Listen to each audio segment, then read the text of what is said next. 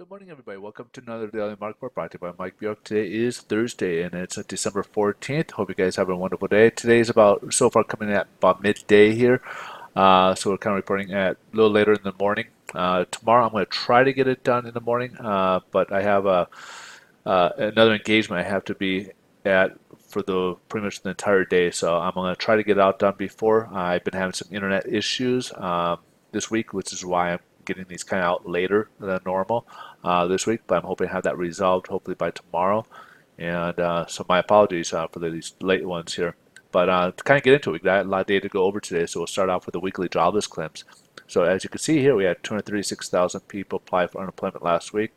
Forecast is supposed to be in the same range at 235, and it came in much lower, about 11,000 lower at 225,000. So far, so good.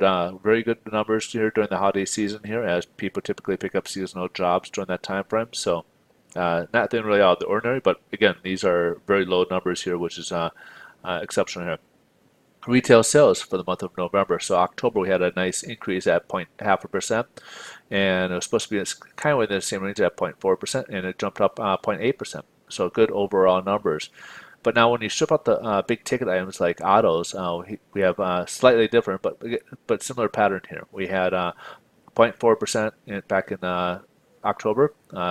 Forecast for November was supposed to go up 0.7% and actually exceeded that at 1%. So overall, retail sales with or without autos went upwards, and nice trajectory there. So good sign to the season. It might give us a little bit more insight as to the fourth quarter as well as the holiday season with retail. So we're kind of liking what we're seeing so far.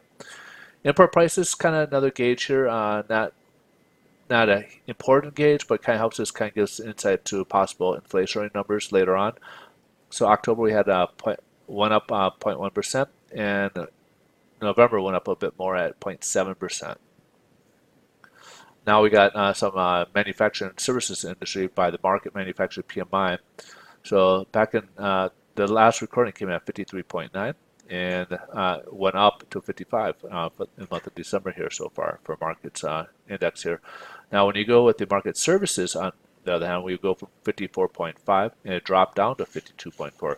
So anything regards to above 50 shows that things are getting better. But in this case, as you can see, it closer to 50, it's barely hanging in there. So manufacturing is showing some improvement, which is a good sign. And then business inventories, we saw a decline here. As you can see, back in September, we had basically nothing happening in there, and it dropped in the month of October. So business weren't really planning to add on or anything in that category. Currently, the stock market is down. It actually started the day off up high. We had highs again on the S&P and the Dow, and especially after all that data came out. And then, of course, the tax bill. There's the issue with the tax bill.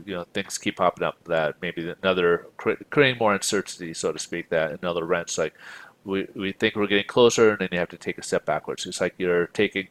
It seems like every time you take a step forward, it looks like you're going to get it done, and then you take two steps back. So that's just kind of what's going on here, and it's creating a little bit more uncertainty with the investors, and that's where basically the turn of the market happened towards midday here. Also, ECB, European Central Bank, and the Bank of England held their rate steady, so there was no hikes in theirs. And then you got Bank of England who raised their rates for the first time in about a decade last month here. So let's see how this is playing out in the bond market. Bond market is looking very nice here. As you see, we had a huge rally yesterday, just approaching that 200-day moving average.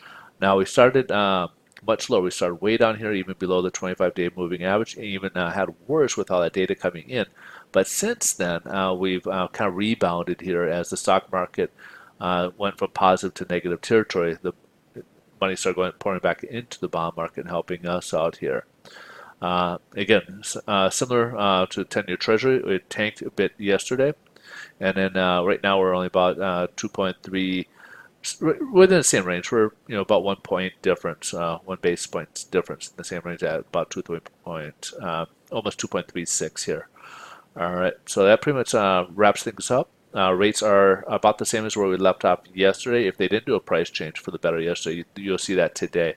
But if you guys want to get more updates, just come over to Twitter. You can find me underneath my handle, Mike Bjork, and get the latest. You guys have a wonderful day. Thanks so much for watching. And for some reason, if I can't get that out tomorrow, I'll look forward to see you guys on Monday. Take care. Bye bye.